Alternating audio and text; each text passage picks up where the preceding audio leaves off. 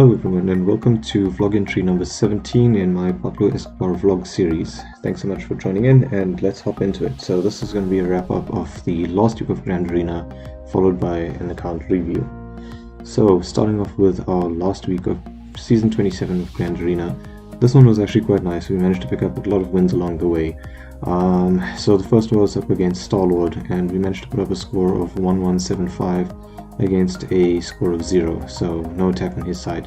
But the highlight I think was the SLKR versus the Ray matchup, and unfortunately we got stonewalled by JML, Watt to Jolie Bindo. No defensive champions this time around as my opponent didn't make an attack. But there's still a highlight that I just wanted to look over, and I thought it was quite interesting. So what helped here was trying to put in Watt with my SLKR, and then seeing how much of a difference that made in terms of his damage output. And the big thing here was trying to get the tank tech up on SLKR as quickly as possible. That helped with allowing him to dispel debuffs so that he could keep going, and it also helped with a lot of protection recovery that kept him standing much longer and helped to make this Ray matchup a lot easier. In addition to that though, once Watt died, he was still able to keep going with the tank tech and it managed to allow me to outlast Ray. So overall a much easier battle because of that Watt inclusion. The next opponent in round 2 was against Amagandi. This was supposed to be Amagandi, but anyway, so we managed to put up a score of 1547 against 1441. And again, a highlight here was SLKR and Watt versus JML without the ultimate. I got stonewalled unfortunately by the Executor, which stopped my full clear, but my defensive champions were Newton Django, Aiden Stark with Stormtrooper, Crew, Fox, and my Malevolence team. So again, Watt coming in clutch here, teaming up with SLKR, again past the tank tech, and especially with Jedi Master Luke because he throws out that ability block very early on. The tank tech and having Watt go right away means that I'm able to get my constant building up of siphon stacks and being able to constantly snowball my mastery.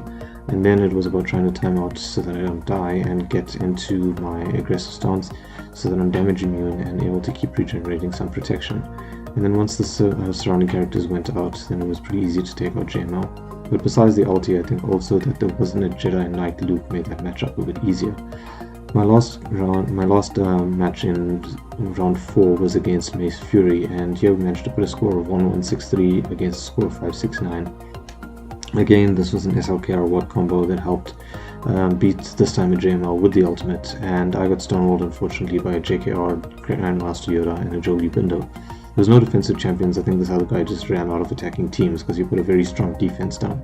But yeah, so this is the final matchup. I also included Hermit Yoda here just to help with a little bit of extra offensive power with Master's training. And yeah, this was like not too bad actually.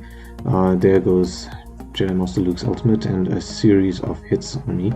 But we were able to out-hit him because of the Hermit Yoda there not really adding much in terms of attack power to this team, but still managing to do a bit of damage. And here we go in for the kill and a nice cleanup. So overall for the season I was able to move up from Erodium 2 to Erodium 1 and ultimately was pushed into Kyber 5 by the end of the season. My skill rating had improved from 2805 at the beginning of the season to 2942, so an increase of about 137 skill points. And my win to loss ratio was 8-4, which is a complete inversion of the previous season. I managed to get one full clear in this entire season, but this was a 3v3 and a little bit more tricky in that regard. So far my nemesis has been Jedi Knight Driven with Jolie and Grandmaster Yoda, who's managed to stonewall me twice, and I've gotten held up by a negotiator twice as well. But for the entire season, Iden, Storm, and Magma were my defensive champions with 8 defensive holes, while Rex and the Barris and 5's team was also able to get 3, as well as Malevolence getting 3. But I think the biggest highlight was finding out a simple truth about SLKR.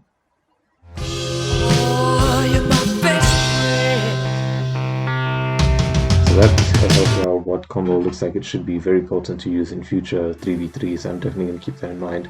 But I think by the time the next 3v3s come around, I'm probably going to be using Watt with Set the Talon Emperor. So maybe Watt's more like just a best friend for any Galactic Legend, basically. So with the Set the Talon Emperor farm, there hasn't been too much of a progression with this first team, so I'm not going to spend too much time on this. But I'm steadily making progress towards the Sith unlock, and I want to try and see if I can have him unlocked and ready to go by the end of June. I'm not so sure if I'll have the ultimate unlocked, but most likely can have C unlocked at least.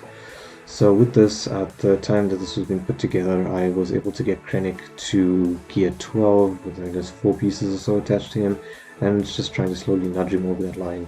And thereafter to get the armorer to, I'm thinking, Relic 5 to make her strong enough that she can survive a few hits and be able to get 3 stacks of Beskar onto Sith Eternal Emperor. And my hope is that between Watt and the armorer, I should be able to take out a lot more teams with Sith Eternal Emperor. SLKR, I'm still unsure, but I'm thinking of leaving SLKR on defense if I have to come to 5v5s, and 3v3s I'm probably just going to use him on offense, I think, to try and clear out problematic teams.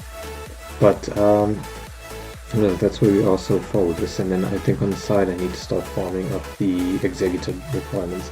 But I think I've got a few like random characters that are kind of dropped here and there on these teams that I want to try and push up a bit. Iden Verso, Mara Jade, I'm not going to waste time farming him. It's a bit too inefficient with the one-shot drops, and I've got a lot more other things I'd rather focus on right now.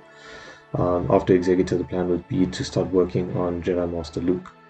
But then that brings us to the account overview update for this vlog entry number 17. So without further ado, let's hop on into that. And starting off, it's just the big scale view. So we were able to go up from 4.93 million GP to 4.94. It's an increase of about 10k GP. Krennic is still at gear 12 with 5 pieces, and my aim is to try and push him up to Relic 4.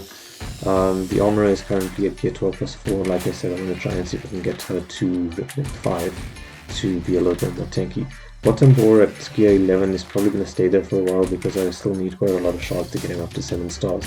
So I'll try and drop the pieces I can, but unfortunately I will be gate kept by some of those pieces that require a 7 star to be attached. My energy farms are Hunter, Echo, Holdos, and she's at about 85 shards or so. The B-28 bomber for the added bonus of having a Relic 7 pilot, as well as being able to unlock Fennec Shand along the way. And I'm thinking I can probably throw that into a Chimera fleet. With Conquest coming back soon, I'll be able to get more shards of the TIE Interceptor, so that should help square out a Empire Sith team quite nicely for the fleets and have another offensive team in my back pocket. Still working on trying to 7-star the TIE Bomber as well. And currently I'm looking at saving up more Zetas for C, almost there with the requisite amount of 119 of 120, and maybe looking to save some Omicrons for Darth Malgus as well. With that's pretty much the look at the account. And for the shopping plan that I usually put up here, there hasn't been much of a change in this. We're still pretty much following a similar strategy, and it's been working quite nicely. But the only just note over here to add on is that I've been able to make some progression on the Malevolence after the last GOTB. Looking at the mods so far, so I was able to add another 6-dot mod and got another 2 mods added with 20 plus speed in this past week. This week I was looking at farming up tenacity mods just to build up the cash. And after this, I'm probably going to have to start farming up a lot of health mods for my Sith Eternal Emperor. I realized I don't have a lot of health mods with health primaries that have great speed substats to them, so I need to start going and farming that up. So that brings us to a close of this vlog entry number 17. If you guys enjoyed this, please feel free to like, subscribe, leave a comment with some feedback down below, and don't forget to check out the Twitch streams at the link that you'll find in the description box below. Thanks so much for watching, take care, and see you guys around. Cheers.